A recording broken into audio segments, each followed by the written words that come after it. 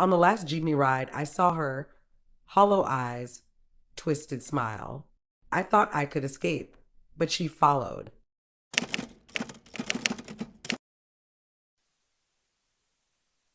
Woman on the Last Jeepney, submitted by Josephine Dela Cruz.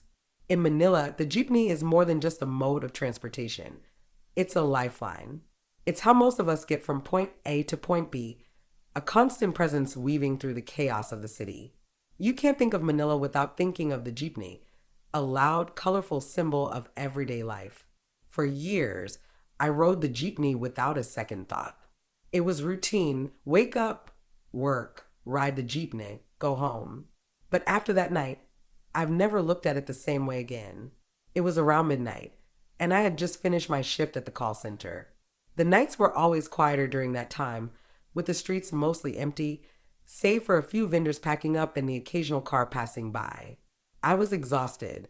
It had been a long day of calls from irate customers, and my head pounded from staring at a screen for hours on end. All I wanted was to get home and collapse into bed. I stood on the corner, waiting for the last jeepney of the night. It wasn't unusual for the streets to be this empty at that hour, but that night, something felt off. I couldn't put my finger on it, but there was a heaviness in the air, a kind of stillness that made me uneasy.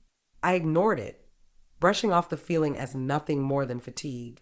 When the jeepney finally pulled up, it screeched to a stop in front of me. I climbed in, barely acknowledging the other passengers as I took my seat near the back.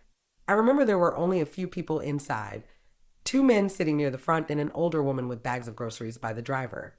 I didn't think much of them. Like me, they were just trying to get home. The jeepney rattled along the familiar streets, and I could feel my eyes growing heavier with each bump in the road. My body was exhausted, and it wasn't long before I drifted into a light doze, the hum of the engine lulling me into sleep. I don't know how long I had been asleep when I woke up, but the moment I opened my eyes, I knew something was wrong. The jeepney was still moving, but the other passengers were gone. The men who had been sitting near the front, gone. The old woman with the groceries, she had vanished too. My first thought was that I must have missed their stops, but I didn't remember the jeepney stopping at all.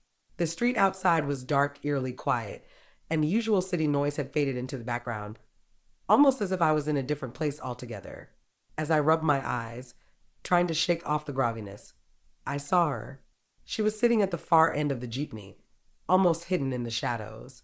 Her long, black hair fell over her face, obscuring most of it, but I could see her sitting perfectly still, her hands resting in her lap. She wore an old-fashioned dress, something you'd expect to see from decades ago, not something anyone would wear in the middle of the city in modern times. For a moment, I thought she was just another passenger, someone who must have boarded while I was asleep. But something about her seemed wrong. There was a strange, unnatural stillness in the air. It was cold, far too cold for a human night in Manila. I tried to shake it off, telling myself I was just tired, that my mind was playing tricks on me. I looked out the window, trying to focus on the passing buildings and streetlights, but the darkness outside seemed to swallow them. I glanced at the driver, hoping for some sort of reassurance, but he didn't even look at me. His hands were clenched tightly around the steering wheel, his eyes fixed on the road ahead. I could feel my heartbeat quickening. Something was very wrong. I turned to glance at her again, and this time, my breath caught in my throat. She had moved an inch. Her head was still slightly tilted down, her hair covering most of her face, but from where I was sitting, I could see just enough. Her lips were pale, almost blue, and they were curved into a smile, an unnatural, eerie smile that sent a chill through me. It wasn't a friendly smile. It was the kind that made your stomach twist in knots, the kind that sent an icy dread creeping up your spine. I tried to look away, but no matter where I turned, I could see her out of the corner of my eye. The mirrors inside the jeepney reflected her figure back at me, like she was everywhere and nowhere at once. The driver hadn't said a word. He just kept driving, his knuckles white as he gripped the wheel. I wanted to say something, to ask if he had noticed her too, but my throat felt tight, like the words were stuck somewhere deep inside me. Then, without warning, the jeepney slowed to a stop. I looked out the window.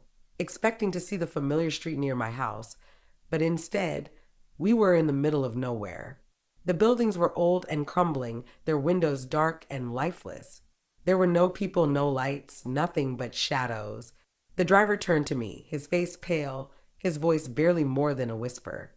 "This is your stop." I blinked, confused. No, this isn't mine. Before I could finish, I heard it. A sound from behind me. A soft rustling, like fabric brushing against the metal seat. The woman at the back of the jeepney had moved. I didn't want to look. Every part of me was screaming to just get off the jeepney, to run and never look back. But I couldn't stop myself. Slowly, I turned, my breath catching in my throat as I saw her. She was standing now, her long hair falling around her shoulders, her face pale and emotionless. But it was her eyes that made my blood run cold. They were empty, dark, hollow pits that seemed to swallow the light around them. And that smile. It had grown wider, stretching unnaturally across her face, revealing sharp, jagged teeth. My legs felt like lead as I scrambled out of the jeepney, my heart racing so fast I thought it might burst out of my chest.